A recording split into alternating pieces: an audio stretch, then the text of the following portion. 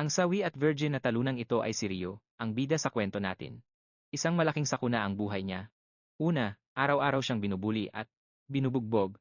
At kung hindi pa sapat yon, ang nakababatang kapatid niya ay binubuli rin ng malala hanggang sa nabulag ito at nagkaroon ng maraming bali sa buto. At para lalong sumama ang sitwasyon, ang mga magulang nila ay namatay rin sa isang aksidente sa sasakyan. Pero teka, meron pa. Isang gabi, noong bisperas ng Pasko, isang napakasexing anghel ang kumidnap sa 9 na bilyong tao mula sa mundo. At ineleport sila sa loob ng isang dungeon, kung saan binigyan sila ng mga kakaibang abilidad, habang ang iba ay nakakuha ng lakas o kontrol sa isip. Si Ryu naman ay napunta sa isang skill na sobrang basura na halos nakakatawa na lang. Sa katunayan, lahat ng stats niya ay mas mababa pa sa normal, bawat isa sa mga ito. At ang tanging regalo sa kanya ay kapag namatay siya, babalik siya sa araw ng bisperas ng bagong taon para magsimulang muli mula sa simula. Dahil wala siyang kwentang abilidad at basurang stats, namatay siya ng hindi mabilang na beses, na torture, trinaydor, at kung ano-ano pa. Pero nagngit-ngit ang mga ngipin ni Ryu, at pilit na kinaladkad ang sarili sa mga impyernong palapag. Isa-isa sa loob ng maraming taon, mag-isa lang siya, at sa wakas, matapos ang tila habambuhay na paghihirap, narating din niya ang pinakamataas na palapag. Ngunit, naging malupit ang tadhana sa kanyang paglalakbay. Para makatuntong sa huling level, dapat ay bahagi ka ng isang grupo ng 5, si Ryu, na laging nag-iisa at virgin pa rin hanggang ngayon, ay hindi pasok sa kriteriya. Kaya naman, muli siyang namatay. Sa pagkakataong ito, sa kanyang pang-9 na pagsubok. Ngunit, dahil sa tadhana, muling nag-reset ang oras. Bisperas na naman ng bagong taon, at muling natagpuan ni Ryu ang sarili sa panimulang punto, na may huling pagkakataon na baguhin ang kanyang kapalaran. Habang nakikitang nanginginig pa rin ang kanyang kamay, hindi maalis ni Ryu sa isip ang hindi mapaliwanag na sakit na katatapos lang. Anyang maranasan. Hindi niya lubos maisip na namatay siya dahil lang sa nag-iisa siya sa huling palapag. Halos hindi na niya ito makayanan. Napuno siya ng frustrasyon, kaya itinikom niya ang kanyang kamao at pinatalas ang kanyang tingin. Humanda na siya para sumubok muli sa huling pagkakataon. Biglang hinubad ni Ryu ang kanyang hoodie, itinapon ito sa tabi, at tumingin sa lupa. Malalim ang kanyang iniisip, pinag-iisipan kung sino. Kaya ang puwede niyang makasama sa pagkakataong ito. Kaya guys, ang like goal natin ngayong araw ay 2,000 likes. Paki-like at mag-subscribe para suportahan ang channel. Ngayon, ituloy na natin. Biglang nagbago ang eksena, ang atensyon ngayon ay naka Young Man, ang basurang tao na nagpahirap ng husto sa buhay ni Ryu. Si Young Man at ang kanyang mga alipores ay panay ang ngiti. Tuwang-tuwa sila dahil magiging ganap na silang mga matanda o adults. Hindi na nila kailangang magtago gamit ang mga peking ID para lang makabili ng alak. Masaya silang nagkukuwentuhan tungkol sa mga trabahong gusto nila sa hinaharap. Nang si Young Man na ang sasalita, ang kanyang ngiti ay naging mas madilim at puno ng kayabangan. Tinanong siya ng kanyang mga tropa kung ano ang plano niya sa hinaharap. Nang walang pag-aalinlangan, sinabi ni Young Man na magiging gangster siya. Pagkarinig nito, natigilan ang kanyang mga kaibigan, mukha silang nag-aalala, at parang natakot. Sinabihan nila si Young Man na baka nababaliw na siya. Isang maling galaw lang sa mundong iyon, at siguradong tepok siya. Pero si Young Man, na talagang walang hiyang gago, ay binaliwala lang sila. Sa tingin niya, iisa lang ang buhay niya, kaya bakit hindi niya gawin ang gusto niya, ang mambugbog ng mga tao. Pilit na tumawa ang kanyang mga kaibigan, pero sa loob-loob nila, buwisit na sila. Tahimik na nila siyang tinatatakan bilang isang purong baliw. Iniisip din nila na iwanan na siya ng tuluyan kapag nakatapos na sila ng pag-aaral. Para maiba ang usapan, tinanong ng isa sa mga kaibigan ni Young Man kung anong plano niyang gawin kay Ryu, na tinatawag nilang errand boy o utusan lang. Naalala ni Young Man si Ryu bilang isang malungkot na talunan, at may masamang ngisi niyang sinabing, syempre hindi niya hahayaang makawala si Ryu. Kahit pagkatapos ng graduation, itutuloy pa rin niya ang pangtitrip kay Ryu hanggang sa magsawa siya. Biglang may napansin ang isa sa kanyang mga kaibigan at tinawag ang atensyon ni Young Man. Itinuro niya na nahanap na niya si Ryu, ang utusan ni Young Man. Nang makita si Ryu, natuwa si Young Man, at nagsimula na ang countdown para sa bagong taon na may 5 segundo na lang ang natitira. Pero may kakaibang nangyari.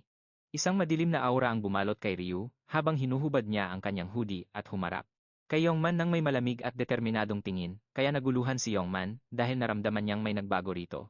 Ang pagkalito ni Young Man ay naging matinding galit nang titigan siya ni Ryu ng masama. Itinigom niya ang kanyang mga kamao, handang bugbugin si Ryu. Gayunpaman, pumagitna ang kanyang kaibigan, at sinabing palampasin na lang muna dahil bagong taon naman, tamang-tama sa pagtunog ng kampana.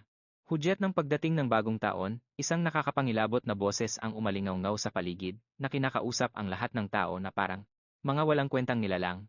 Ang hindi inaasahang boses na ito ay nagpagulat kay Yang Man at sa kanyang mga kaibigan na nagtataka kung saan ito nanggaling. Mula sa langit, dahan-dahang bumaba ang anghel. Nakasuot ng malinis na puting gown at may dambuhalang mga pakpak na may telang nakatakip sa isang mata, ang anghel ay nakatingin sa mga tao nang may nakakalokong ngiti, sinabi niya. Na ang panonood sa mga tao ay parang pagmamasid sa mga unggoy sa loob ng hawla. Samantala, ang mga tao sa ibaba ay nagsisimula ng magkagulo. Ang iba ay nag-aakalang bahagi lang ito ng palabas para sa bagong taon, habang ang iba naman ay nabigla dahil mukhang totoong-totoo ang lahat. At ang ilan ay nahuhumaling na sa ganda ng anghel, na tinatawag siyang sexy at maganda. Sa kabilang banda, si Ryu ay masama ang tingin sa kanya. Kahit na mukha siyang napakaganda, matapos siyang makita sa pang-siyam na pagkakataon, nanatiling malamig ang puso ni Ryu. Nag-uumapaw pa rin ang galit sa loob niya. Bahagyang tumawa ang anghel, at tinawag na basura ang lahat ng tao, dahil nauto ang mga ito sa ganda niya. Nagbabala siya sa kanila na huwag mag-isip ng kung ano-anong kalandian, dahil wala siyang balak na makisalamuha sa mga basurang katulad nila.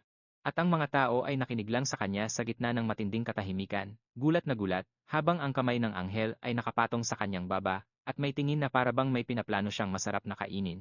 Sabi ng anghel, dahil mukhang tulala silang lahat, ibig sabihin lang nito ay nakikita at naririnig nila siya, kaya dapat nang magsimula ang kanyang laro. Sa sandaling iyon, isang lasing na lalaki ang sumigaw sa anghel, minura siya, kinuwestiyon ang suot niyang cosplay, at tinawag pa siyang babaeng mababa ang lipad. Si Ryu, nang marinig ito, ay nakaramdam ng awa sa lalaki. Sa isang iglap, nagliwanag ang kanyang mga mata ng nakatatakot na pula. Naging nakapangingilabot ang kanyang mukha, at sa isang pitik lang ng kanyang daliri, sumabog ang ulo ng lalaki na parang bula. Tumalsik ang dugo sa paligid, at ang mga tao, na punong-puno na ng takot, ay nagkagulo at nagtakbuhan kung saan-saan. Bitbit pa rin ang kanyang nakatatakot na aura, itinuro ng anghel ang kanyang daliri sa mga tao. Nagsalita siya sa isang nakapangingilabot na tono. Anong lakas ng loob ng isang hamak na tao na makipag-usap ng bastos sa isang dakilang tulad ko? Tapos, na parang may pinindot lang na switch, bumalik ang kanyang aura sa dati nitong kabaitan.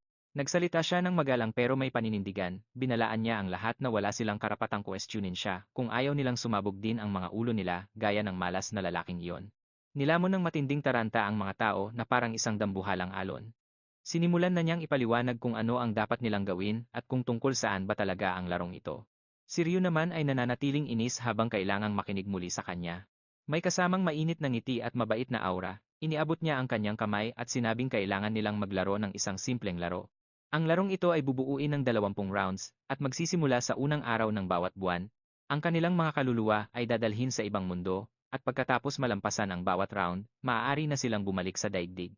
Mukhang madali lang naman. Nang marinig ito, nalito ang mga tao, iniisip nila na mabubuhay sila sa paglalaro lang ng isang simpleng laro. Pati si Yongmin ay medyo natataranta na rin. Tapos, nagpakawala ng isa pang pasabog ang anghel, sabi niya, sino ba ang nagsabing mabubuhay ang lahat ng tao?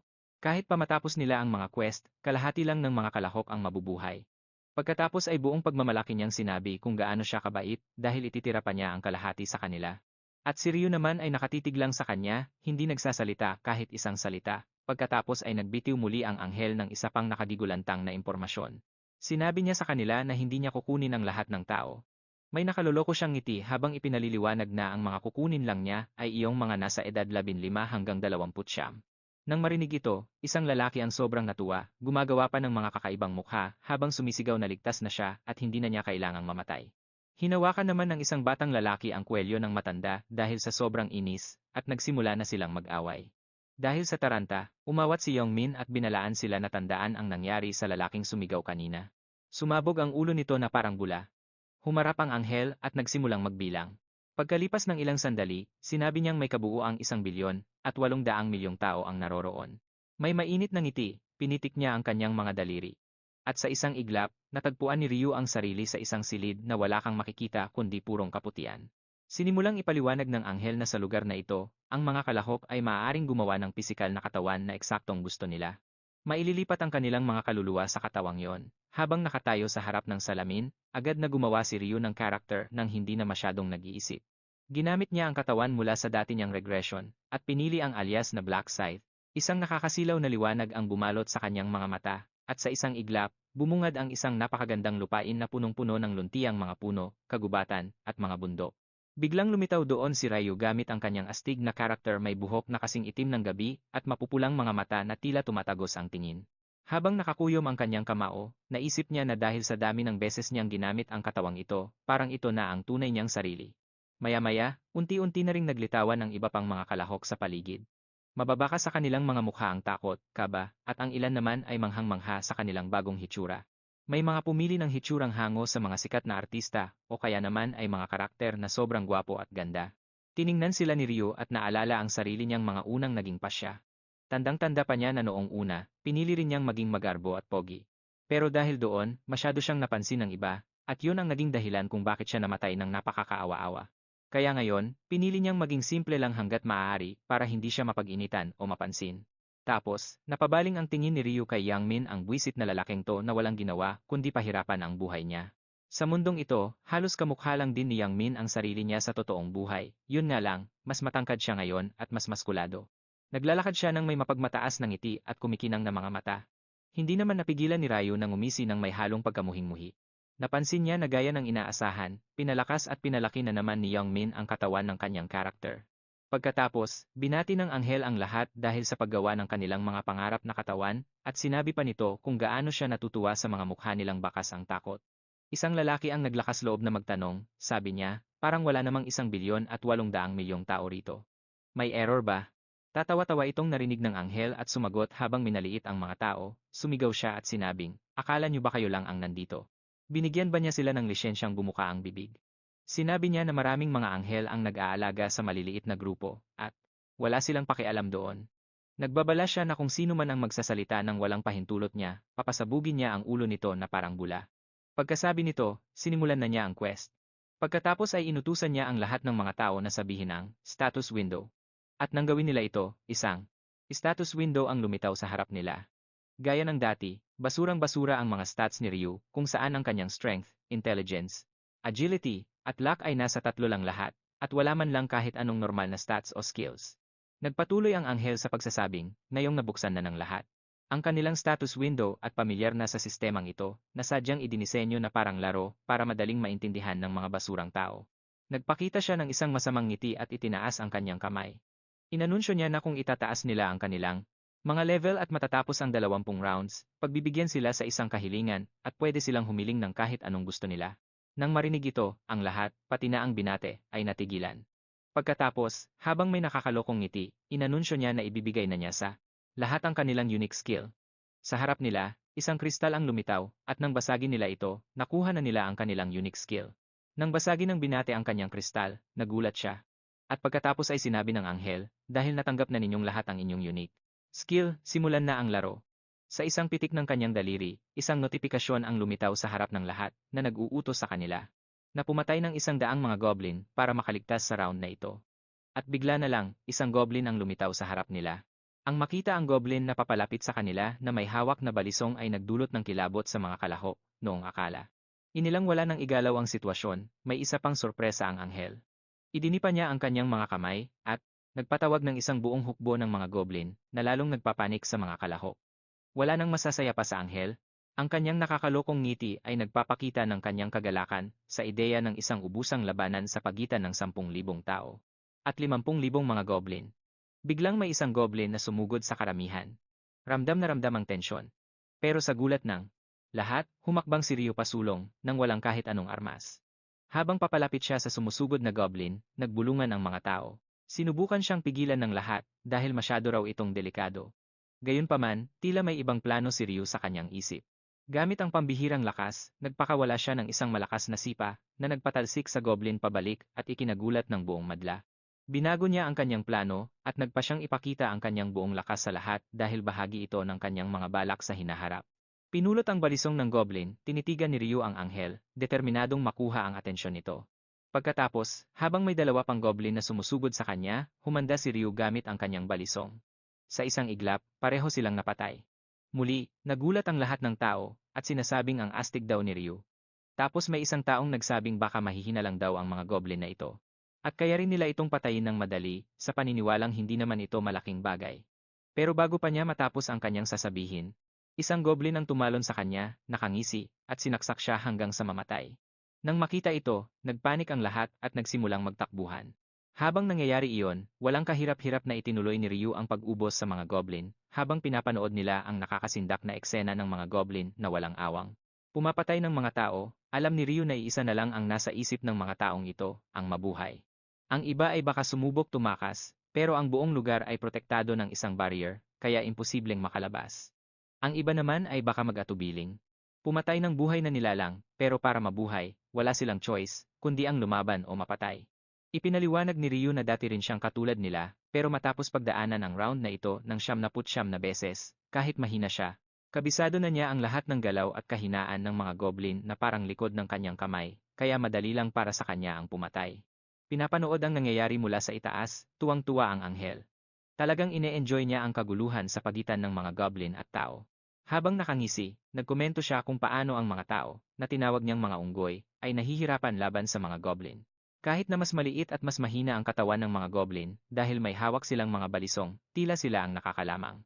Gayunpaman, ang kanyang tingin ay napunta kay Ryu, na parang ipo-ipo na umuubos sa mga goblin, kinuha niya. Ang pansin ng kanyang nickname na Black Sight, at napagtanto na nakapatay na siya ng 70 mga goblin sa loob ng maikling panahon. Bakas ang bahagyang inis sa kanyang mukha.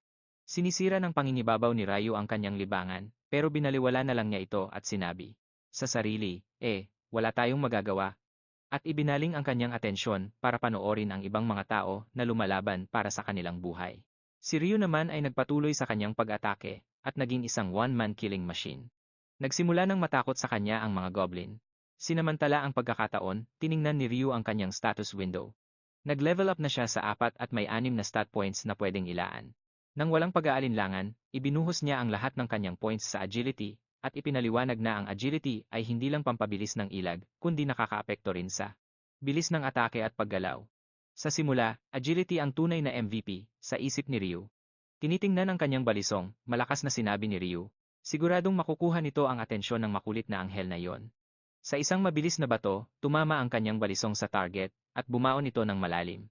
Baon sa ulo ng isang goblin. Habang nakaunat pa ang kamay niya mula sa paghagis, buong tapang niyang sinabi na uubusin niya ang lahat ng mga goblin sa araw na to.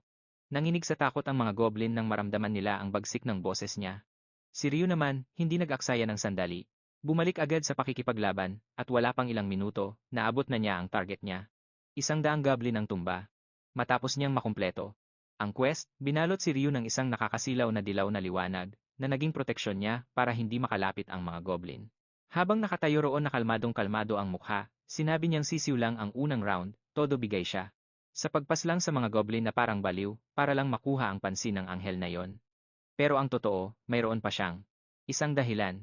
Tapos, habang nakakaloko ang ngiti, inamin ni Ryu na habol din niya ang isang secret reward. Ang system naman, bilib na bilib sa bilis niya dahil natapos niya ito sa loob lang ng 10 minuto at 21 segundo, kaya binati nito si Ryu dahil nakuha niya ang rank 1 sa lahat ng zone at nakapagtala pa ng bagong record sa kasaysayan. Tuwang-tuwa sa sarili, pinaliwanag ni Ryu na may alas siya sa kamay niya. Bilang premyo, binigyan siya ng system ng isang kupon na talagang makakapagpabago ng laro. Gamit ito, maaari siyang pumili ng kahit anong low-rank rare weapon na gusto niya ng libre. Si Ryu, habang ang kamay ay puno pa rin ng dugo ng goblin, agad na pinindot ang kupon, at sa harap niya ay biglang lumitaw ang iba't ibang klaseng armas. Pero, bakas ang kaunting panghihinayang sa mga mata niya, kasi naman, ang talagang gamit niya ay isang scythe o karit, napakahirap hanapin noon. Kaya naman, kahit labag sa loob niya, pumili na lang siya ng dagger, at tinapon ang mumurahing kutsilyo ng goblin na parang basura lang. Samantala, ang ibang mga player ay nagkukumahog pa rin sa pagitan ng buhay at kamatayan. Pero si Ryu, ibang level talaga siya. Relax lang niyang tiningnan ang status window niya. At doon ay may isang titulong umagaw sa pansin niya, isang bagay na hindi pa niya nakita sa nakaraan niyang 79 na buhay ang huling regressor. Bago ito sa pandinig niya, kaya hindi niya mapigilang magtaka kung para saan to. Pagkatapos ay nagkaroon ng isang flashback, na nagpakita kung paano nakuha ni Ryu ang titulong ito. Habang blanko ang mukha, ginamit ni Ryu ang runestone, na dahan-dahang naglaho, habang muli niyang binubuhay ang kakaiba niyang kakayahan, ang regression. Pero biglang nag-notif ang system at sinabing, ito na ang ikasandaang beses na ginamit niya ang skill na to, kaya oras na para mamaalam siya rito. Pero hindi masyadong. Nagulat si Ryu, dahil inaasahan na niyang mawawala ang skill niya matapos ang ikasandaang gamit. Kundi ba naman, baka paulit-ulit na lang siyang bumabalik sa nakaraan habang buhay, pero may kakaibang nangyari. Isa pang notification ang lumitaw sa system na talagang ikinagulat ni Ryu. Sinabi rito na ang ikasandaang regression na ito ay nagbigay sa kanya ng espesyal na titulo, ang huling regressor. Talagang natulala si Ryu sa balitang to. Alam niyo naman, sa mundong ito, napakahirap makakuha ng titulo at bawat isa rito ay may dalang sariling skills at dagdag na stats. Dahil na curious, sinuri ni Ryu ang bago niyang titulo at kung ano ang silbi nito. Kapag namatay raw siya, mabubuhay siyang muli na may puno pang buhay. At ang matindi pa, pwede niyang piliin ang eksaktong lugar kung saan siya muling magpapakita sa mundo ng mga buhay. Pero, isang beses lang pwedeng gamitin ang abilidad na to. Dahil dito, hindi mapigilang mapangiti ni Ryu. Isang totoong ngiti. Ipinatong niya ang baba sa kanyang kamay, at napagtantong may nakuha siyang bagay na talagang katangi-tangi. Pagkatapos noon, si Ryu, dahil medyo naiinip na, ay nag-unat-unat ng mga braso. Sa totoo lang, nababato na siya at naisip niya kung ano na ang nangyayari kay Young Man. Pagkatingin niya sa paligid, nakita niya rin si Young Man. Buhay pa ang mokong. Napangisi ng kaunti si Ryu at naisip. Mukhang makakaligtas ulit siya sa gulong to, gaya ng dati. Habang lumilipas ang oras, parami ng parami ang mga kalahok na nakakatapos ng kanilang mga quest. Pero yung anghel, mukhang antok na. Sinabi pa niya na nakakabagot na raw dahil kasing dami na ng mga tao ang mga goblin doon sa ibaba. Pero ibang-iba ang sitwasyon doon. Grabe ang sinasapit ng mga tao. Ang iba ay parang nalalagutan na ng hininga, habang ang iba naman ay humahagulgol habang yakap ng mahigpit ang mga mahal nila sa buhay. Tapos bigla na lang, may naisip na kalokohan ang anghel na yon. Gusto niyang gawing mas kapanapanabik ang mga nangyayari. At para bang hindi pa sapat ang hirap, nanood sa matinding takot ang isang babaeng maitim ang buhok habang ang sugatan niyang asawa ay unti-unting naglalaho, na parang bula. At hindi lang siya, pati ang lahat ng mga bangkay ay nagsimula na ring maglaho. Habang sinusubukan ng lahat na maintindihan ang mga kaganapan, isang dambuhalang kumpol ng mga goblin ang biglang lumitaw at sumugod sa mga tao, kaya nagkagulo na ng husto. Mula sa malayo, ang makikita mo lang ay isang madugo at brutal na bakbakan. Ang mga goblin at tao ay nagpapatayan na parang wala ng bukas. Habang doon sa itaas, tuwang-tuwa naman ang anghel at tumatawa na parang isang baliw. Nagawa pa niyang sabihin na napakabait niya dahil nagbigay siya ng 50,000 goblin ng libre, pero si Ryu, nakatambay lang at relax na nakaupo sa loob ng kanyang barrier. Hindi man lang siya kumurap o nagpakita ng kahit anong emosyon, kahit na nagkakagulo na sa labas, matapos ang tila napakahabang paghihintay, biglang lumitaw ang isang mensahe mula sa system. Sinabi nito, na may 5,134 na tao ang nakatapos ng kanilang mga quest, na hudyat na ng pagtatapos ng round na to. Pagkatapos, kasing bilis ng paglitaw nila, bigla ring naglaho ang lahat ng mga goblin. Dahil dito, naiwang tulala at litong-lito ang mga natitirang kalahok. Pagkatapos ay nagpasabog ng isang matinding balita ang anghel. Dahil kalahati lang ng mga taong unang dumating ang nakapasa sa quest, ang natitira ay hindi naging mapalad.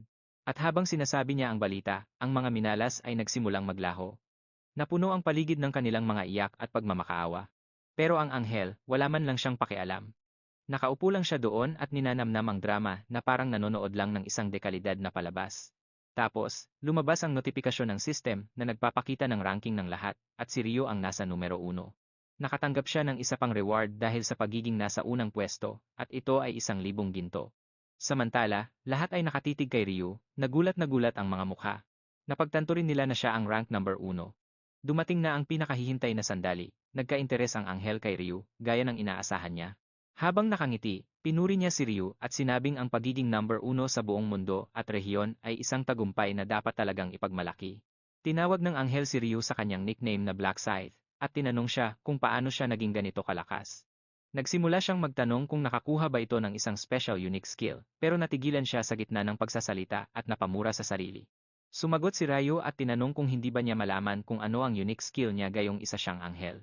Natatarantang sumagot ang anghel na syempre ay alam niya dahil isa siyang makapangyarihang anghel at nagtatanong lang daw siya. Napangiti si Ryu sa isip niya dahil alam niyang hindi talaga nito matukoy ang kanyang unique skill. Pagkatapos, nagulat ang lahat nang humingi si Ryu ng pabor sa anghel. Doon ay biglang nawala ang ngiti sa mukha ng anghel. Tahimik na tahimik ang paligid at halos malaglag ang panga ng lahat sa sobrang gulat. Si Ryu, na napakalakas ng loob, ay nagsabing medyo walang kwenta ang mga reward at gusto pa niya ng higit pa rito. Hindi makapaniwala ang mga tao sa narinig nila. Paano niya nagawang kausapin ang isang anghel ng ganoon? Ang anghel naman ay puputok na sa galit, na parang isang bulkang handa ng sumabog sa loob niya. Sa boses na sobrang talim, sinabihan niya si Ryu na ilabas na ang gusto nito. Ano ba ang kailangan niya? Si Ryu, na nananatiling kalmado, ay nagsabing gusto niya ng mas magandang premyo. Nagngingit-ngit sa galit ang anghel, at ang kanyang mga mata ay naging kasing dilim ng kalaliman habang may nakakatakot na aura sa paligid niya. Namumintog na ang mga ugat niya na parang sasabog na siya anumang oras. Dahan-dahan niyang iniunat ang kamay na tila ba pipitpitin niya ang ulo ni Ryu na parang ubas. Pero pinigilan niya ang sarili niya sa gitna ng pag-abot. Naalala niyang hindi pa niya pwedeng gamitin ulit ang kapangyarihan niyang magpasabog ng ulo. Hindi pa sa ngayon. May limitasyon kasi itong isa lang kada araw, at nagamit na niya ang para sa araw na ito kanina. Biglang may pumasok na ibang plano sa isip ng anghel. Gamit ang isang nakakalokong ngiti, sinabi niya kay Ryu na mayroon siyang reward na tiyak na magugustuhan nito. Pagkatapos ay dahan-dahan siyang bumaba sa lupa. Sinabi niyang karaniwan ay hindi niya papansinin ang ganitong kapangahasan, pero nagustuhan niya si Ryu at gusto niya itong kausapin ng silang dalawa lang sa isang pribadong lugar. Sinabihan niya ang ibang mga tao na maghintay lang sandali dahil babalik din sila agad. Pagkatapos ay naglakad ang anghel at si Ryu patungo sa gubat. Naiwang naiinggit ang lahat at naisip nila na sana ay humingi rin sila ng mas magandang premyo. Pero mabilis nilang na-realize na ang mga tulad lang ni Ryu na talagang malakas ang pwedeng gumawa ng ganoong hiling nang hindi pinapasabog ang ulo. Paalis na sila ng sulyapan ni Ryu ang isang binatang lalaki na naiwang nagtataka at nagkakamot na lang ng ulo. Ngumiti lang si Ryu ng nakakaloko at nagpatuloy. Habang papalalim sila sa gubat, nagsalita ang anghel at tinanong kung bakit daw ba ito nagpapaiwan sa likod. Hindi naman daw siya nangangagat kaya lumapit daw ito sa kanya. Tumango lang si Ryu bilang sagot. Pero sa loob-loob ng anghel, gigil na siya. Inisip niyang sobrang sakim talaga ng mga tao at meron siyang espesyal na plano para kay Ryu. Naging sobrang sama ng itsura ng mukha niya. Nagpakawala siya ng isang mahina at nakakangilabot na tawa. Inisip niyang kapag nalampasan na nila ang isang partikular na bato, wala na sila sa surveillance zone. At doon ay makakaganti na siya, at bibigyan si Ryu ng isang mabagal at masakit na kamatayan. Nang makarating siya sa tamang pwesto, sinubukan niyang magkunwaring nakangiti. Sinabi niya kay Ryu na matatanggap na nito ang espesyal na reward, pero bigla na lang, may isang kamaong humagibis sa kanya. Bago pa siya makailag, bam! Tumalsik ang anghel sa suntok ni Ryu, at ang banal na nilalang na ito ay naging isang kawawang dugo ang nilalang. Nagulat ang anghel habang bumubuhos ang gintong dugo mula sa kanyang bibig. Hindi niya lubos maisip na masusuntok siya ng isang hamak na tao lang. Galit na galit siyang bumangon at sinubukang hanapin si Ryu, pero ang lalaking ito ay biglang naglaho. Akala niya ay makakahinga na siya, pero biglang sumulpot si Ryu sa mismong likuran niya, at handa na itong makipagbakbakan. Sa isang suwabeng galaw, hinawakan ni Ryu ang isang pakpak nito, at ang kabilang kamay naman ay nakapulupot na sa leeg ng anghel. Ang anghel, na karaniwan ay kontrolado ang lahat, ay natataranta na ng husto. Sumigaw siya kay Ryu na lumayo ito. Pero si Ryu, kalmado lang niyang binaklas ang isa sa mga pakpak nito. Sobrang sakit ang naramdaman ng anghel, at nawalan siya ng malay ng ilang segundo. Nang magkamalay siya, binabaklas na ni Ryu ang isa pa niyang pakpak, at ang gintong dugo ay tumatalsik na sa kung saan-saan. Hindi niya mapigilang sumigaw sa sobrang sakit. Si Ryu naman, na kasing lamig ng yelo, ay sinabihan siyang itigil na ang pagdadrama. Pagkatapos ay pinadapa niya ito sa lupa, tinapakan ang likod nito, at hinawakan ang huling pakpak. Nagmakaawa at umiyak ang anghel, pero hindi nagpakita si Ryu ng kahit katiting na awa. Sa isang huling malakas na hatak, binaklas niya ang huli nitong pakpak. Sabi ni Ryu, ngayon ay hindi na ito makakatakbo, at makakapag-usap na sila ng mapayapa. Ngayon, ang anghel na nangangatog na sa takot ay dahan-dahang lumingon. At tinanong siya ni Ryu kung nasasaktan ba siya, pero siya ay. Hindi siya umimik, nagnitnit lang ang mga ngipin niya. Pagkatapos, ngumiti si Ryu at tinanong siya kung hindi ba siya nag-asal ng ganoon. Siya raw dapat ang nasa posisyon nito na umiiyak sa sakit, at ang anghel naman ang baliw na nakangiti. Nang marinig ito, napatayo ang anghel sa taranta at sumigaw, ano bang pinagsasabi ni Ryu na kalokohan? Tinawag niyang baliw si Ryu dahil sinaktan nito ang isang inosenteng anghel. Pero, habang malamig ang mga mata, pinulot ni Ryu ang punit na pakpak ng anghel. Ipinakita niya rito ang patalim na nakatago sa likod ng pakpak nito. Tinanong niya ito kung balak ba siyang patayin gamit iyon. Kung hindi, para saan to? Isasaksak mo sa sarili mong katawan? Pagkarinig dito, hindi na nakaimik ang anghel. Tumayo si Ryu at itinapon ang pakpak sa gilid, sabay sabing ginawa na niya ito ng pang-88 beses, at nakakagana pa rin itong gawin. Habang nalilito ang anghel at hindi maintindihan ang sinasabi ni Ryu, nagpakawala na naman si Ryu ng isa pang pasabog. Tinawag niya ang anghel sa pangalan nitong Burial, at sinabing alam niya ang lahat tungkol dito at oras na para mamatay na siya. Dahil takot na, naghalo ang galit at gulat sa maputlang mukha ng anghel. Nagtataka siya kung paano nalaman ni Ryu ang pangalan niya. Sa isip niya ay imposible ito, kaya sumagot si Ryu na wala nang saysay pang magpaliwanag sa taong mamamatay na rin naman. Inilabas niya ang kanyang patalim mula sa kanyang inventory, habang nakatitig dito, mas nataranta ang anghel at nagsimulang sumigaw. Sabi niya, kapag pinatay siya ni Ryu, magiging mabigat ang kapalit nito. Pagkatapos, sa galit na boses, itinuro niya si Ryu. Binantaan niya ito na kapag hindi siya tumigil, gagamitin niya ang kanyang skill para paputukin ang ulo ni Ryu na parang bula. Pero kalmadong ngumiti si Ryu at sumagot na magagawa nito ang lahat ng gusto niya, pero hinding-hindi niya magagamit ang skill na iyon. Sabi niya, isang beses lang sa isang araw iyon pwedeng gamitin. Ngayon, nagngangalit na sa inis at taranta ang anghel. Binalaan niya si Ryu na kapag pinatay siya nito, hindi siya tatantanan ng kanyang mga kasamahan, pero simpleng sagot lang ni Ryu, kasamahan mo mukha mo. Alam niyang isa lang itong talunan na walang kaibigan at walang sinumang darating para tulungan siya. Walang pakialam ang ibang mga anghel sa kung anong mangyayari sa kanya, dahan-dahang lumapit si Ryu, habang nagbabato pa rin ang anghel ng mga banta. Bago pa man matapos ang sasabihin niya, itinaas na ni Ryu ang kanyang patalim at ibinaon ito sa dibdib nito, sabay wakwak sa kanyang katawan. Tumilamsik ang gintong dugo sa paligid niya, at napasigaw siya sa sobrang hapdi. Gayunpaman, nanatiling malamig at kalmado ang ekspresyon ni Ryu. Tumayo siya sa ibabaw ng wala ng buhay na katawan nito, pagkatapos ay inabisuhan ng system si Ryu na nakamit niya ang isang hindi kapanipaniwalang tagumpay. Siya ang naging kauna-unahan sa kasaysayan na nakapatay ng isang anghel. Bilang gantimpala sa ginawa niyang ito, nakatanggap siya ng 2 premyo. Una, nakuha niya ang espesyal na essence ng anghel. At pangalawa, nakakuha siya ng isang ability rune crystal. Ito ang buong dahilan kung bakit niya pinatay ang anghel at nagtagumpay siya sa kanyang layunin. Ang rune ay kilala bilang Rune of Slaughter at hindi na nagsayang ng oras si Ryu para gamitin ito agad. Nang i-activate niya ang rune, nagsimula itong sumanib sa kanya at inabisuhan siya ng system tungkol sa isang unique skill. Kilala bilang Butcher, gamit ang skill na ito, sa tuwing papatay siya ng target, lahat ng stats niya ay tataas ng 1%. Dahil dito, mas naging malakas pa siya. Ipinalam ng system kay Ryu na nakuha niya ang titulong First Angel Slayer. Ang titulong ito ay nagbigay ng malaking bentahe dahil kapag nakikipaglaban siya sa isang anghel, lahat ng stats niya ay dodoble. Ngayon, ang pinakamahalagang gantimpala ang naghihintay kay Ryu habang hawak niya ang espesyal na essence ng anghel sa kanyang kamay. Ipinaliwanag niya na ito lang talaga ang dahilan kung bakit niya pinangahasan na patayin ang anghel. Ang espesyal na essence na ito, pagkatapos inumin, ay magbibigay daan sa kanya para palitan ang kanyang class bilang Grim Reaper. Ang Grim Reaper class ay itinuturing na mortal na kaaway ng mga anghel, kaya siguradong magiging matinding katunggali si Ryu laban sa kanila.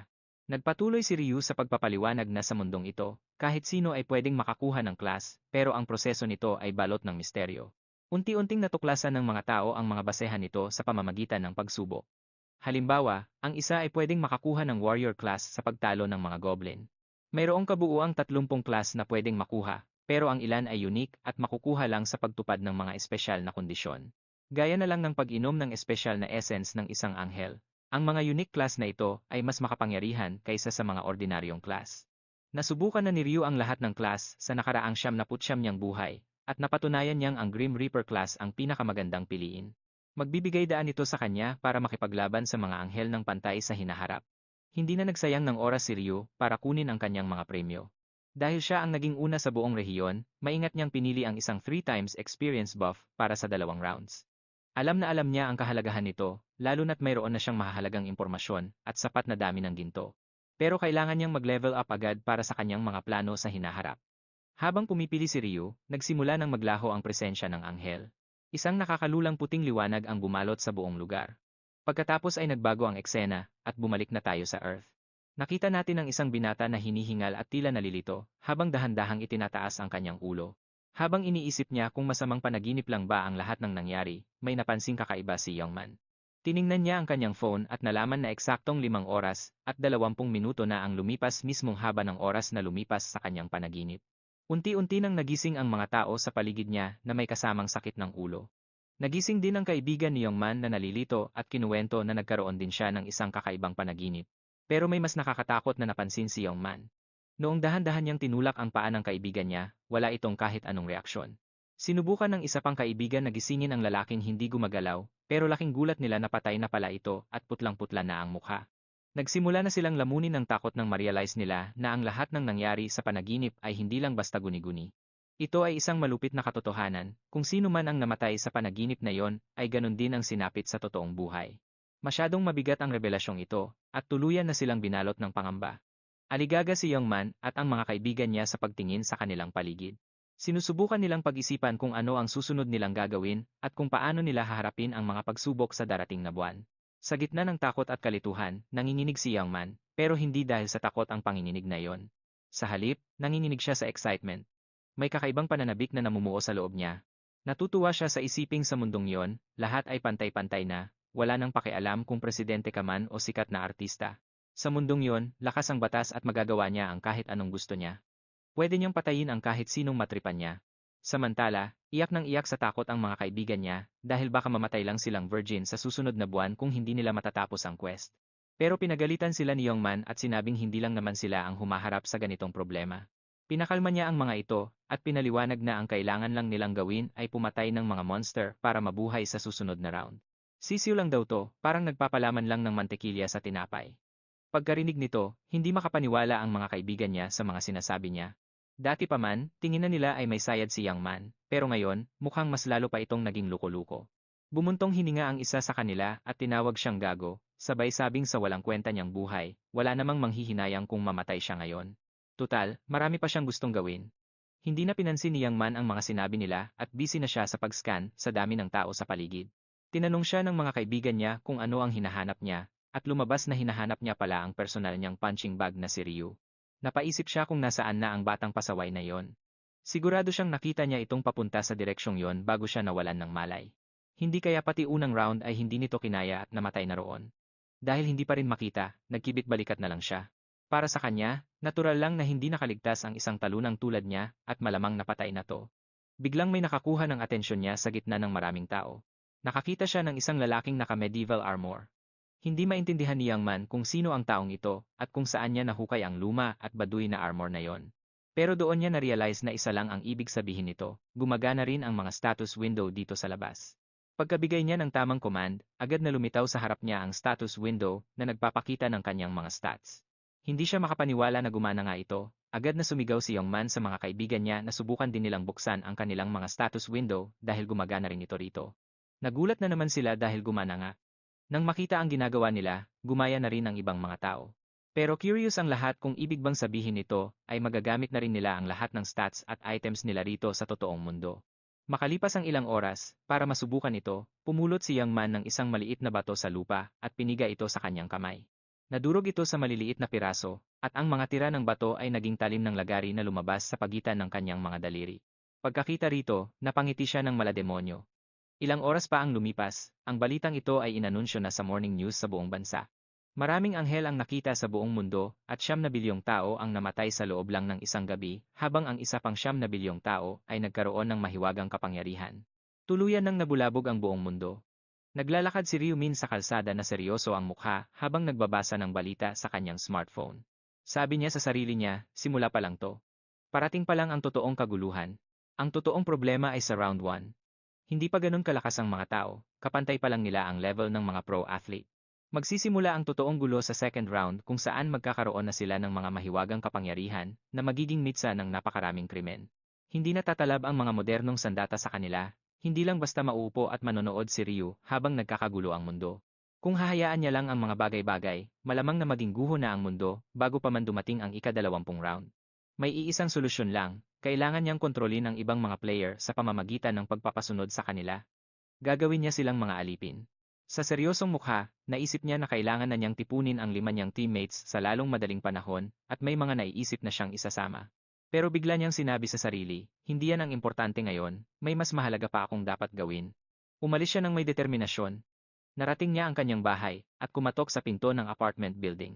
Matatagpuan sa isa sa mga neighborhood sa Seoul, walang sumasagot o nagbubukas ng pinto, kaya kinuha niya ang susi mula sa pinagtataguan nito. Pumasok siya sa loob ng bahay. Madilim sa loob, at napansin niya ang isang cup noodles na hindi man lang nagalaw. Dahan-dahan siyang lumapit sa kwarto. Doon, ang nakababata niyang kapatid na si Wani ay mahimbing na natutulog sa sahig, tila walang pinapasa na problema. Pagkakita sa kanya, hindi mapigilan ni Ryu ang mapangiti. Laking pasalamat niya na ligtas ang kanyang kapatid. Pinagmasdan niya muna ng may pagmamahal ang natutulog niyang kapatid. Ipinaliwanag ni Ryu na Wani ang pangalan ng kapatid niya. Nasa 3 taon na ito sa middle school. Sa malungkot na tono, ikinuwento niyang dati silang simpleng pamilya.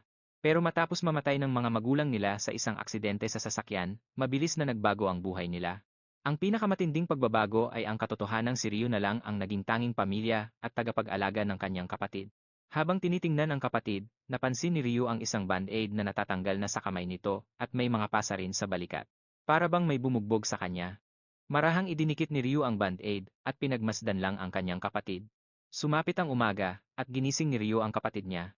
Sinabi niyang umaga na at kailangan na niyang bumangon. Si Wani na inaantok pa ay dahan-dahang nagising at nagtanong kung bakit ang aga niya ginising, lalo na't wala namang pasok ngayon. Nang makita ni Ryu kung gaano katamad ang kapatid, hinila niya ang kumot nito, kaya nagulat si Wani at napabalikwas ng gising. Ipinaliwanag ni Ryu na wala na silang oras para matulog, at ipapaliwanag niya ang lahat mamaya. Sa ngayon, inutusan siya ni Ryu na magmadali at magbihis, dahil may kailangan silang puntahan agad. Seryoso pa rin ang mukha ni Ryu, habang si Wani naman ay nagbagal dahil hindi niya maintindihan ang nangyayari. Humikab siya at nagtanong kung saan ba sila pupunta. Pero seryosong sinabi ni Ryu na wala na silang oras para mag-relax dahil ang buong mundo ay nasa gitna na ng gulo. Nagtanong si Wani kung may problema ba sa New Year ceremony. Nangako siyang ipapaliwanag ang lahat mamaya. Habang lumalabas sila ng bahay at naglalakad sa makitid na kalye, may napansin si Wani. May malaking pinagbago sa kilos ng kanyang kuya. Ramdam ni Wani na may kakaibang nangyari, pero nag-alangan siyang magtanong dahil iniisip niyang magkukwento rin si Ryu mamaya. Pagkatapos ay humarap si Ryu sa nakababata niyang kapatid at tinanong ito kung alam ba niya ang mga nangyayari sa mundo. Nang marinig ito, nalito si Wani at napaisip kung ano na ba ang nangyari habang natutulog siya. Sa tindi ng kaba, pinatingnan agad ni Ryu sa kanyang nakababatang kapatid ang mga huling balita sa search feed ng smartphone nito. Mabilis na nag-scroll si Wani sa mga update, pilit na iniintindi kung gaano ba kalala ang sitwasyon. Hindi siya makapaniwala sa kanyang mga nabasa. Mga balita tungkol sa mga anghel na nagnanakaw ng kaluluwa at dinadala ang mga ito sa ibang mundo. Ang kalahati sa kanila ay misteryosong namatay dahil sa atake sa puso. Mas lalong binalot ng takot si Wani habang binabasa ang nakakanginig balahibong balita. Dahil sa sobrang pag-aalala, pinaulanan niya ng tanong si Ryu, tinatanong kung dinala rin ba si Ryu sa mundong iyon. Inamin ng kanyang kuya na kinuha rin siya, at nakabalik lang siya matapos makapatay ng 100 halimaw. Nang marinig ito, agad na nag-alala si Wani sa kalagayan ng kanyang kuya, at tinanong kung may sugat ba ito o nasaktan. Sunod-sunod ang tanong niya kay Ryu, pero tiniyak ng kuya niya na huwag siyang mag-alala para rito. Pero sa halip na kumalma, mas lalo pang nag-alala si Wani. Sa madaling salita, si Ryu na lang ang tanging pamilya at kapatid na mayroon siya. Para kay Wani, si Ryu ang kanyang buong mundo, at hindi niya kakayanin kung may mangyaring masama sa kanyang kuya. Para mapunan ang papel ng kanilang ama at ina, naging matatag si Ryu sa murang edad pa lamang. Pero magkaibang bagay ang pagkakaroon ng matatag na loob sa pagpatay ng 100 halimaw. Nang makita ang nag-aalalang kapatid, ngumiti si Ryu at sinabing huwag itong masyadong mag-isip. Tiniyak niya kay Wani na ipapaliwanag niya ang lahat mamaya, pero sa ngayon ay wala na silang oras para mag-antay. Huminto si Wani at tinanong si Ryu kung saan ba talaga sila pupunta, handang sumunod si Wani kahit saan man ito magpunta. Pero sa dami ng nangyayari, hindi na niya alam ang gagawin, at sasama lang siya kapag sinabi na ni Ryu ang buong katotohanan. Nang makita ang sugat sa kamay ng kanyang kapatid, hinarap ni Ryu si Wani, at sa isang malamig na tono ay sinabing susugod sila. Pupuntahan nila ang lungga ni Teo, ang lider ng mga nambubuli sa klase nila, na labis na ikinagulat ng kanyang kapatid. Hindi pa rin makapaniwala si Wani na nalaman ito ng kanyang kuya, kaya tinanong niya ito kung sigurado ba itong alam niya ang tungkol doon. Binalik ni Ryu ang tanong, talaga bang akala mo hindi ko malalaman? Napakagatlabi na lang si Wani nang mapagtantong, hindi niya pala ito naitago ng maayos.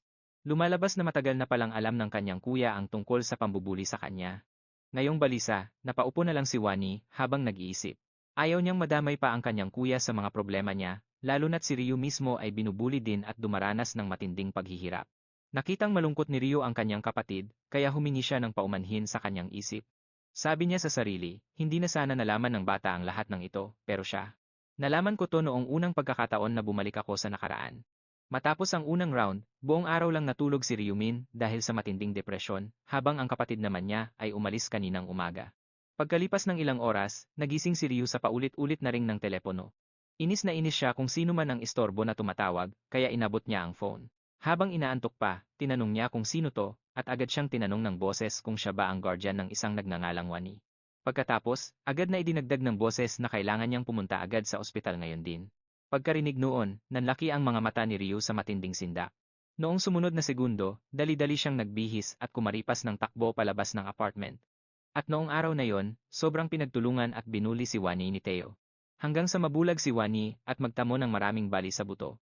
Habang tinitingnan ang kanyang nakababatang kapatid na nakaupo sa sulok ng kwarto, yakap ang sariling mga tuhod at lugmok sa lungkot, nabigla si Ryu at nagalit sa sarili niya. Pakiramdam niya, napakahina at napakawala niyang kwenta dahil hindi man lang niya naprotektahan ang sarili niyang kapatid. Pero ngayong hindi na siya yung dating lampa at talunang loser, gagawin niya ang lahat para protektahan ang kapatid niya. At ang unang misyon niya? Bugbugin ang hayop na siga na yon hanggang sa magmakaawa siya. Nagbago ang eksena at makikita ang isang lumang pabrika. Sa loob nun, walang awang binubugbog ni Teo ang isang lalaki habang nag-aapoy sa galit. Tinatanong niya kung bakit hindi siya dinalhan ng tig 200,000 won bawat isa, gaya ng iniutos niya sa kanila, nanginginig sa sakit at hirap. Sinubukang magsalita ng lalaki, pero dumaing lang siya sa sobrang hapdi. Akala ni Teo ay binabaliwala siya nito, kaya lalo siyang nag-init. Itinaas niya ang kanyang paa at buong puwersang sinipa ang kawawang lalaki, habang nanlilisik ang kanyang mga mata. Pinagpatuloy niya ang paghataw sa lalaking wala namang laban. Mas lalong naging malala ang sitwasyon dahil hindi lang ang hayop na to ang nandoon. Ang mga kaibigan ni Teo ay nakatayo lang sa gilid, tumatawa habang pinapanood ang bugbugang walang kalaban-laban. Pero ang totoo, tense din sila at takot sa kalupitan ni Teo, dahil hindi mo alam ang takbo ng isip niya at talagang napakasama niya. Pati ang ibang estudyante sa high school ay takot na takot sa kanya. May taas si Teo na 185 sentimetro at malaki ang pangangatawan para sa isang sophomore. Wala nang duda na siya ang pinakadominante sa mga kaedad niya, at sikat na sikat din siya maging sa mga gangster dahil sa husay niya sa pakikipaglaban. Maya-maya, natapos din ang lalaki sa pambubugbog. Sumisigaw ng pagalit, kinamot niya ang kanyang leg at lumapit sa mga tropa niya.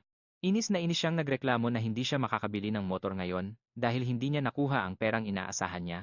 Nang makitang papalapit ang galit na si Teo, biglang kinabahan ang kanyang mga kasama. Sa malas nila, nagkatotoo ang kinatatakutan nila. Lumapit si Teo sa grupo at nagtanong kung may kakilala ba sila na pwedeng pagkunan ng pera pambili ng motor. Nabigla ang barkada at napakamot na lang sa kani-kanilang ulo sa sobrang kaba. Biglang may naalalang pangalan ang isa sa mga miyembro, lumingon siya kay Teo at nagmungkahing tawagan yung matangkad na kulot ang buhok na kaklase nila. Napangisi ng masama si Teo nang ma-realize niya kung sino ang tinutukoy nito. Sabi niya, plano rin naman niyang tawagan ito ngayong araw dahil sa tingin niya ay deserve nito ang matinding bugbog bilang regalo sa New Year. Pinag-iisipan na nila kung paano nila lulumpuhin si Ryuan. Sabi ni Teo na nakasimangot, mukhang pulubi lang naman si Ryuan, kaya wala silang makukuha ritong pera. Pero nagdesisyon siya na kapag dumating ito, bubugbugin niya ito ng husto at bubulagin para madala sa pagiging mahirap. Biglang may narinig na mga yabag na umaalingaw sa loob ng bakanteng pabrika.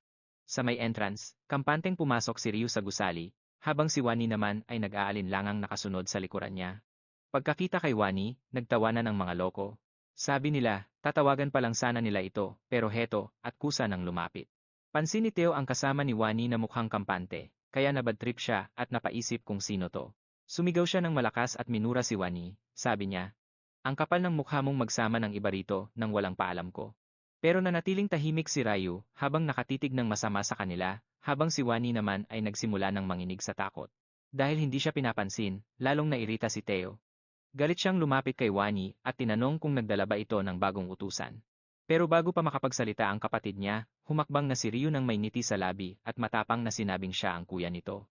Tumawa si Teo, tapos hinarap si Wani na nasa likod ng kanyang kuya at pinaalalahanan nito, na sinabihan na siya dati na ayusin ang pananalita kung ayaw niyang mamatay sa bugbog.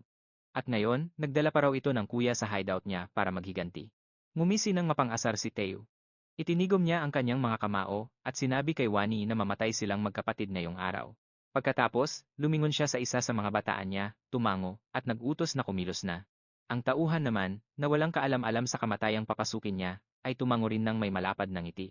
Habang nakatayo si Teo sa likod na nakahalukip-kip ang mga braso, dahan-dahang lumapit ang kanyang bataan kay Ryu at sinimulang asarin si Wani. Tinanong niya kung nakapatay na ba kahit langgam ang kuya nito. Ngayong magkaharap na sila ni Ryumin, ikinumpara niya ang height niya kay Ryu. Sabi niya, ang liit daw nito, at mas maliit pa raw si Ryumin kay Ryuan. Pero bago pa man siya makatapos, hindi pa siya tapos magsalita nang biglang lumipad ang isang mabigat na kamao sa mukha niya. Sa isang iglap, nakahiga na siya sa sahig, at may dugo nang umaagos mula sa kanyang mukha at bibig. Nang makita ang pagkatalo ng kanyang kaibigan, agad na sumugod ang isa pang lalaki kay Ryu, balak siyang suntukin ng malakas.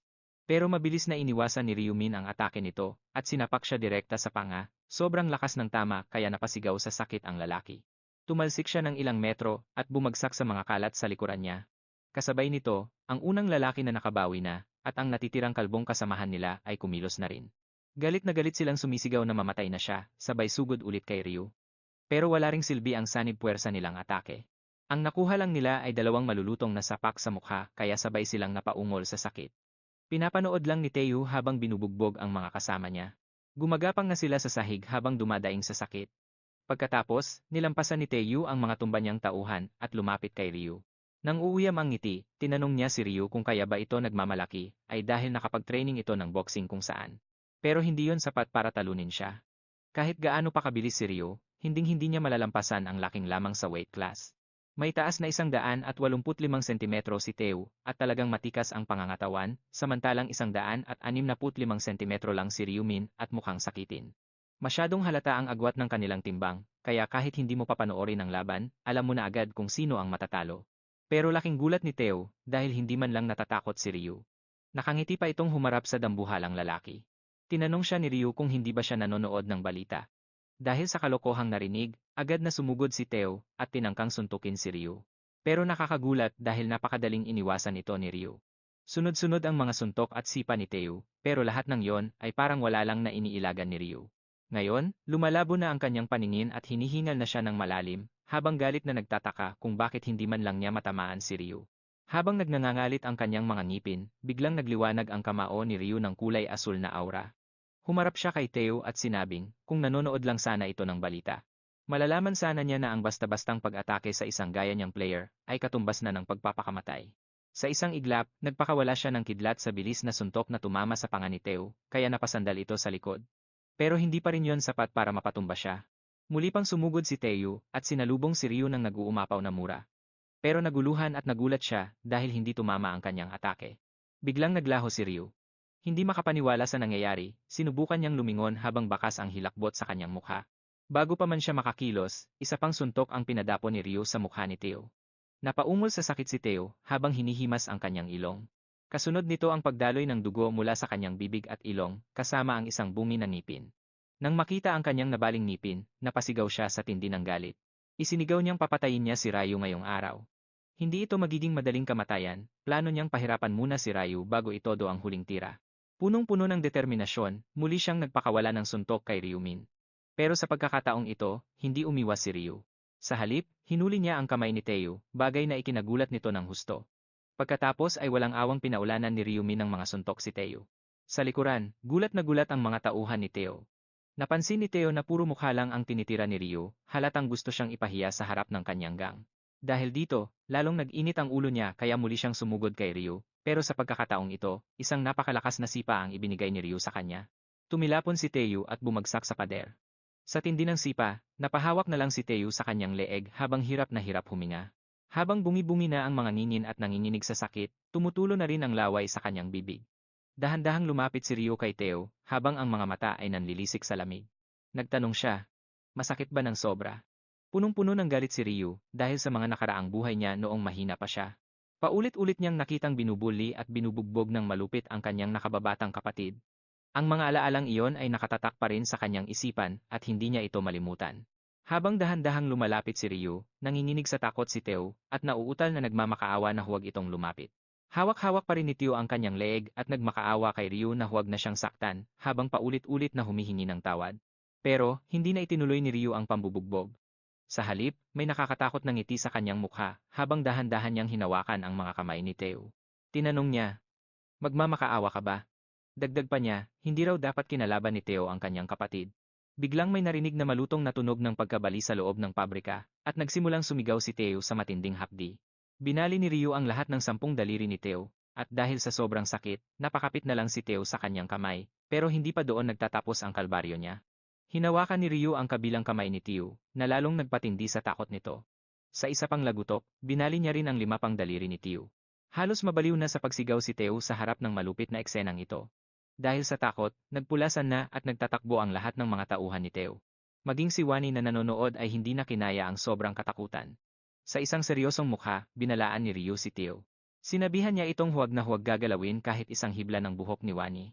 Umiiyak namang nangako si Teo na hinding-hindi na niya iyon gagawin. Pero biglang ngumiti ng napakalapad si Ryo. Muli niyang hinawakan si Teo at sinabing baka magbago pa ang isip nito sa hinaharap. Kaya kailangan niyang siguraduhin na hindi na sila muling guguluhin ni Teo kailanman. Kasunod nito, binali rin niya ang mga pulso ni Teo. Ilang oras na umalingaw-ngaw ang hiyaw ng sakit ni Teo sa loob ng bakanteng pabrika.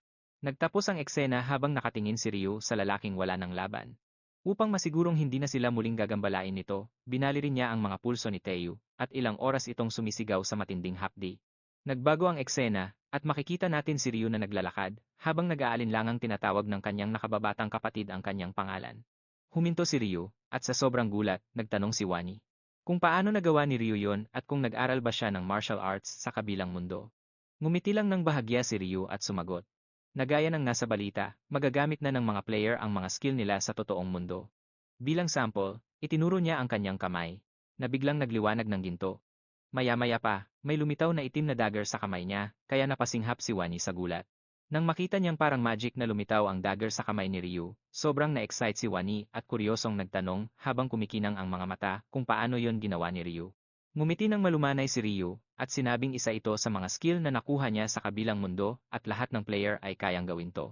Habang ibinabalik ni Ryu ang dagger sa kanyang inventory, biglang naalala ni Wani ang nangyari sa factory at nagtanong.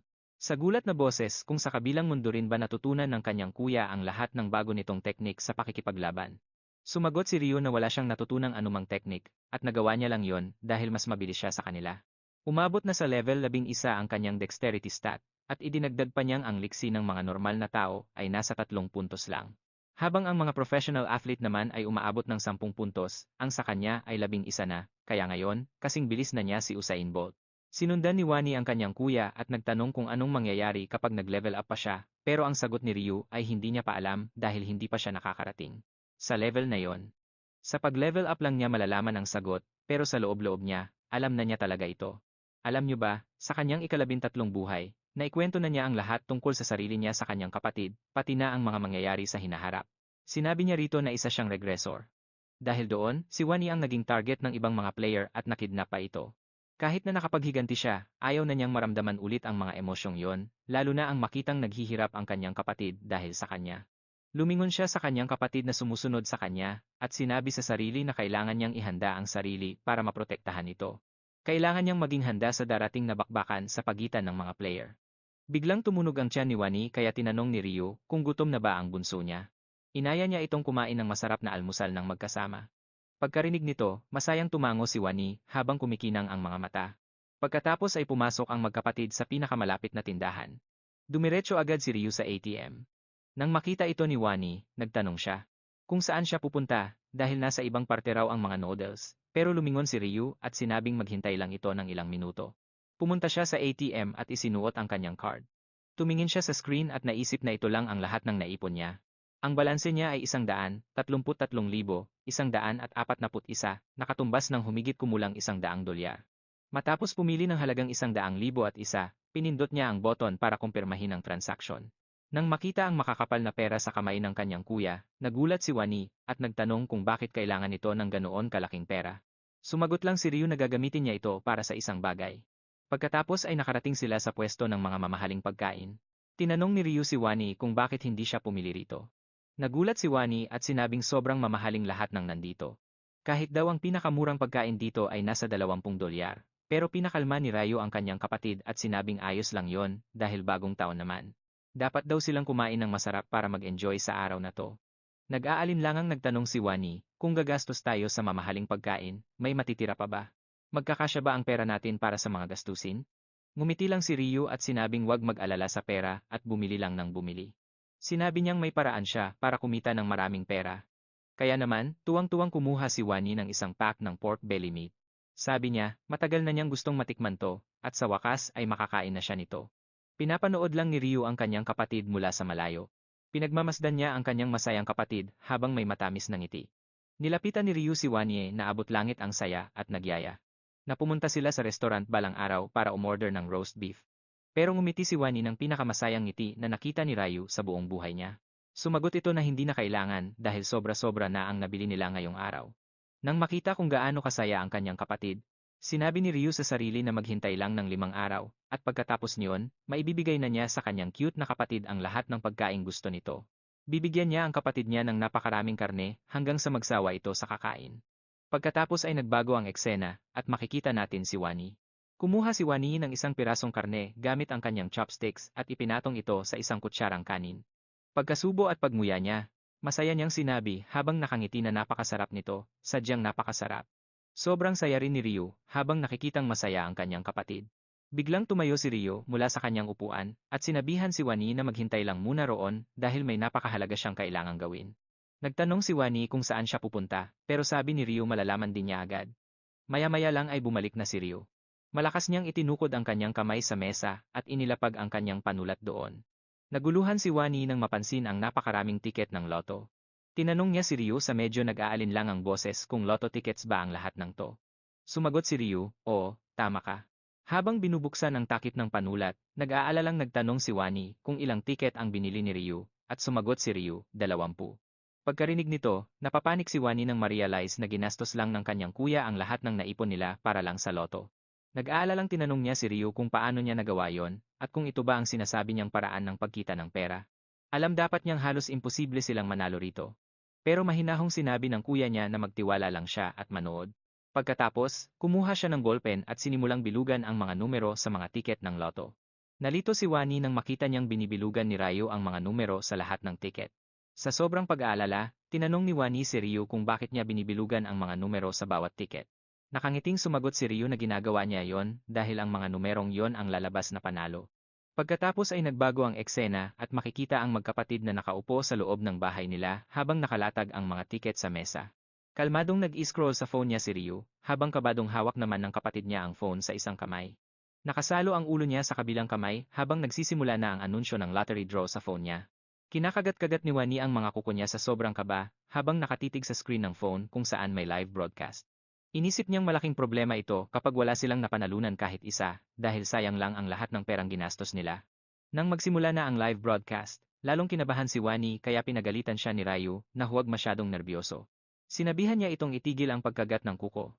Sabi naman ni Wani, sana ay ipinambili na lang nila ng masarap na pagkain ang ganoon kalaking pera. Tapos, inanunsyo ng mga host na ang unang maswerteng numero ay 3, kaya napatigil si Wani sa pagkagat ng kuko niya.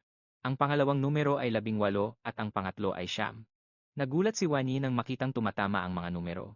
Ang mga numero sa tiket na binili ni Ryu ay tumugma sa resulta. Nang lumabas na ang lahat ng numero, tiningnan ni Ryu ang screen. Pinagtabi niya ang mga numero sa tiket at ang nasa screen ng phone.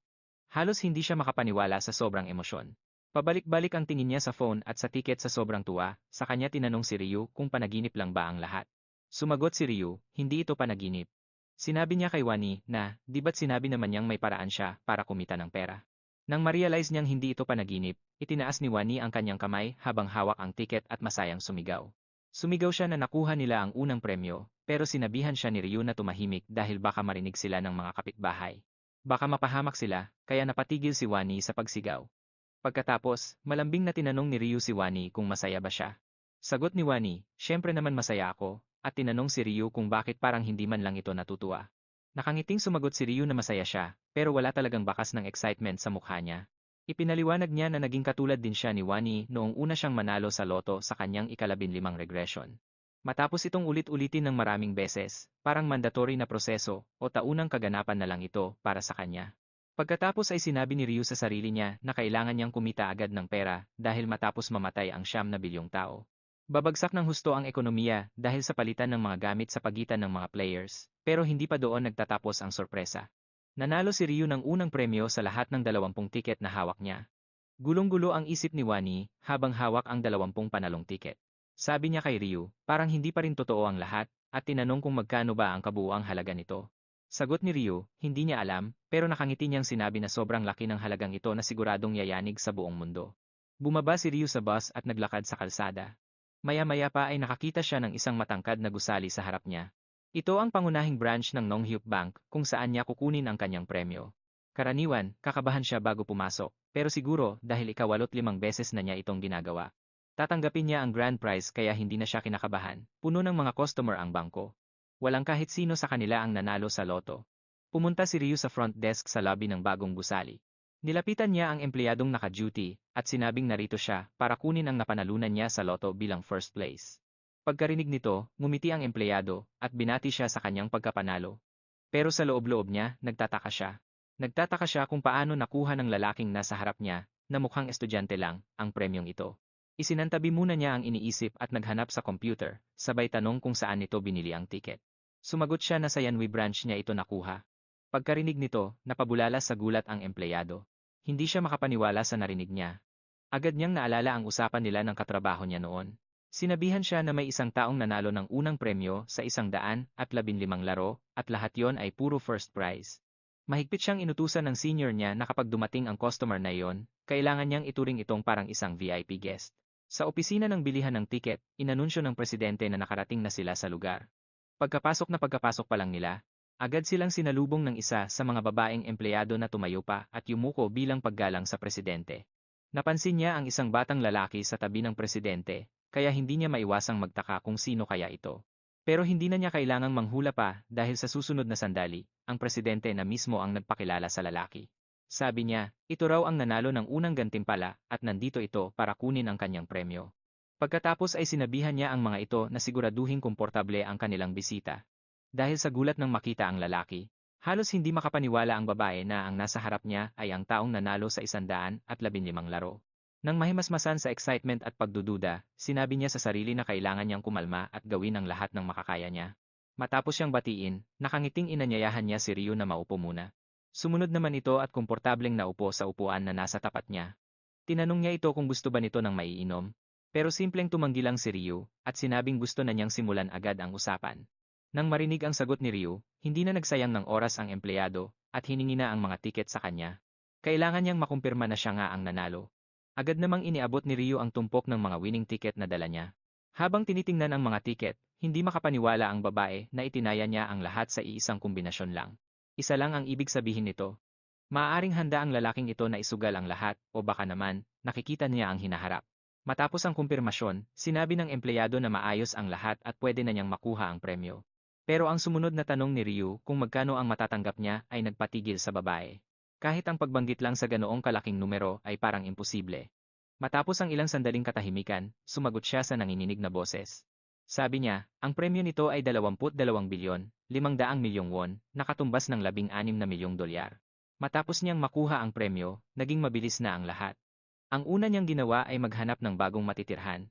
Noong gabi ring iyon, nagbukas siya ng stocks account dahil may impormasyon siya mula sa hinaharap. Alam niyang tataas ang presyo ng Bitcoin ng 500% sa susunod na buwan. Plano rin niyang invest ang pera niya doon. Pagka-uwi sa bahay, ipinakita ni Ryu sa kanyang nakababatang kapatid ang mga litrato ng bago nilang bahay. Tinanong niya ito kung nagustuhan ba niya. Masayang sumagot si Wanye na, ang ganda, at idinagdag pa ngayon lang siya nakakita ng ganitong bahay. Hindi pa siya nakakakita ng ganito kalaki at kagandang bahay sa personal. Pero may isang bagay na ipinagtataka si Wani. Tinanong niya si Ryu kung bakit rental agreement lang ang pinirmahan niya, gayong may sapat naman silang pera para bumili ng bahay. Sumagot si Ryu na wala na siyang natitirang pera dahil naubos na niya ito. Napatigil si Wani sa sinabi niya, at kaswal pang idinagdag ni Ryu na ininvest niya ang lahat ng pera sa Bitcoin. Nang marinig ito ng kanyang kapatid, muli itong napatigil, hindi maintindihan ang naging desisyon ng kuya niya. Hindi niya maunawaan kung paano nito nasabi nang ganoon kadali na nag-invest siya ng 15 bilyong won sa Bitcoin. Nilapitan ni Ryumin ang kanyang kapatid na tila naging estatwa na at tinapik ito sa balikat. Siniguro niya rito na hindi niya ito ginawa nang hindi nag-iisip at alam niyang tataas ang presyo ng Bitcoin. Sinabihan niya si Wani na huwag mag-alala. Sabay yakap kay Wani, sinabi niyang huwag matakot dahil nakita niya ito sa panaginip.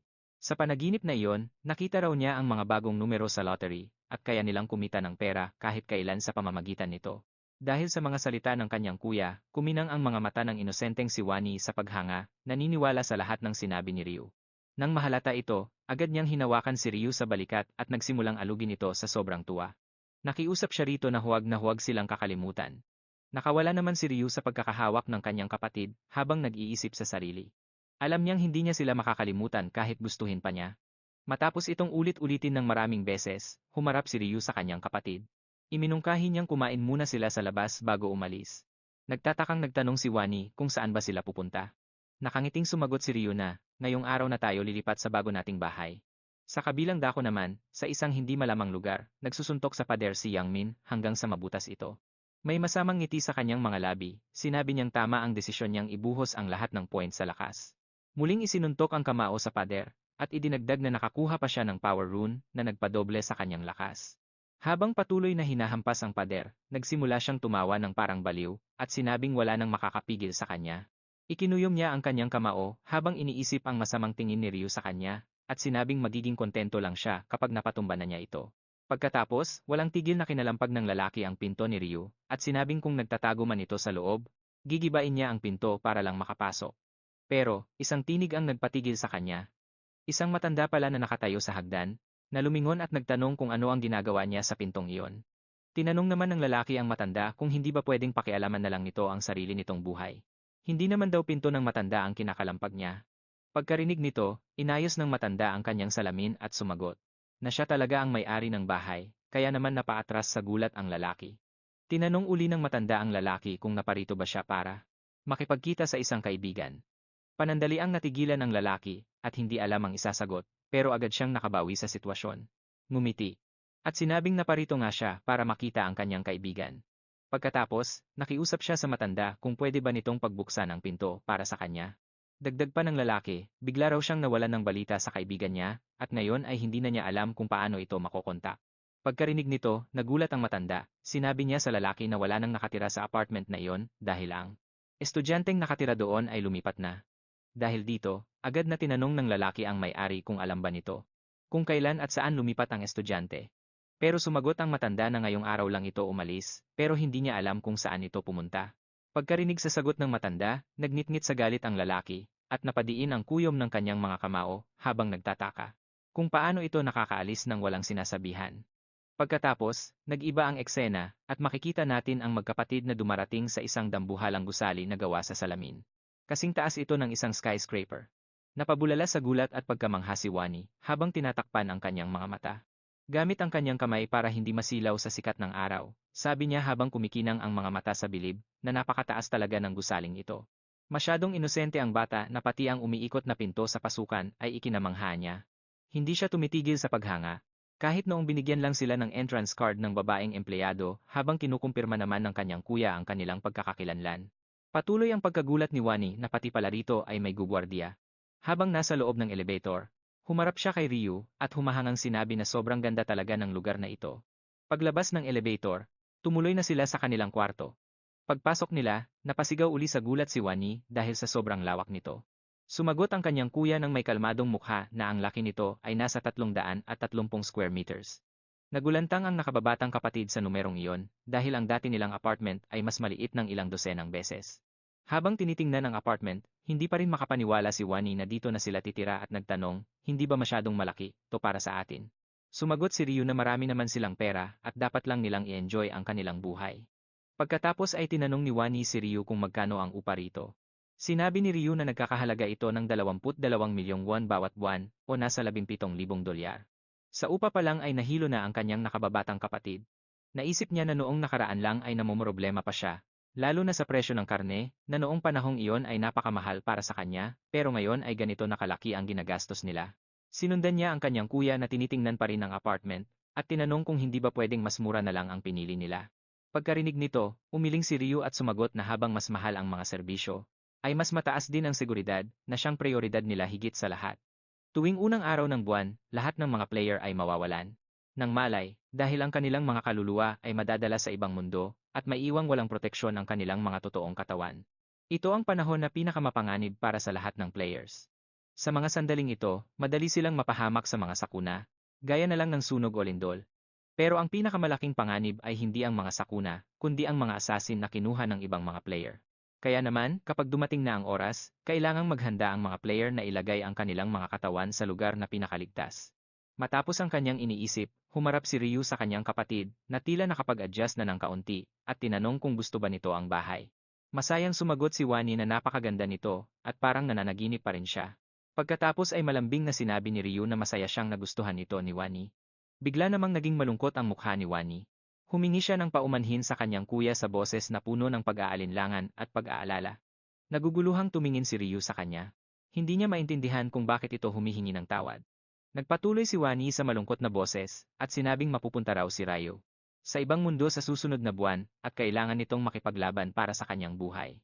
Dahil alam niya ito, paano pa magiging masaya si Wani? Pero ang malungkot na atmosperang ito ay binasag ni Ryu, na tinapik ang balikat ng kanyang kapatid, at tinanong kung bakit ito sobrang lungkot. Dagdag pa niya, sa tingin mo ba ay hindi na ako makakabalik mula sa susunod na round? Pero hindi kumikibo si Wani. Pabirong sinabi sa kanya ni Ryu na itigil na ang pag-iisip ng kung ano-ano at sumunod sa kanya. Nabalitaan daw niya na ang shopping hall sa ikalawang palapag ay nagbebenta ng napakasarap na pagkain, kaya dapat silang pumunta roon para kumain. Pumayag naman si Wani, kahit nag-aalala pa rin. Bigla namang may mensaheng dumating sa telepono ni Ryu. Matapos basahin ang mensahe, nalaman niyang galing ito sa lalaking iyon, pero binaliwala na lang ito ni Ryu. Sa kanya. Habang isinisilid ang cellphone sa bulsa ng kanyang coat, naisipan niyang bisitahin ang mga kabataang lalaki. Kinabukasan, lumabas ang isang inaantok na si Ryu mula sa kwarto, at nagulat nang makita si Wani na bihis at tila may pupuntahan, nang tanungin niya ito kung saan ang punta. Masayang sumagot si Wani na nag-order siya ng mga rice cake at kukunin na niya ang mga ito dahil inaantok pa, hindi agad. Naintindihan ni Ryu ang sinasabi nito. Sa pagkakaalala niya, hindi pa ito nangyari kailanman. Kahit hindi garantisadong mauulit ng eksakto ang lahat gaya ng dati, matapos ang regression, isa itong malaking pagbabago. Humarap siya sa kanyang nakababatang kapatid na nakahanda na at paalis na sana, saka tinanong ni Ryu kung bakit naisipan nitong bumili ng mga iyon, at sumagot si Wani na ipamamahagi niya ito sa mga kapitbahay bilang regalo para i-celebrate ang kanilang paglipat dahil naisip niyang magandang asal ito. Seryosong sumagot si Ryu na ang pakikipagmabutihan sa mga kapitbahay ay isang magandang ideya. Tuwang-tuwa sa papuri ng kanyang kuya, sinabi ni Wani na kaya na niyang ipamigay ang mga ito ng mag-isa, at sinabing pwede nang magpahinga si Ryu sa bahay. Pero hindi pumayag si Ryu, at sinabing dapat silang magkasamang magbigay ng mga regalo. Sinabihan niya si Wani na maghintay sandali habang nagbibihis siya. Maya-maya, nag-doorbell sila sa unang apartment, at pagkalipas ng ilang segundo ay may sumagot na boses at nagtanong kung sino iyon. Si Wani, na may ngiti sa labi at bitbit ang cake, ay Pagpasok nila ay sinalubong sila ng isang babaeng nasa katanghalian na ang edad na may masayang ngiti.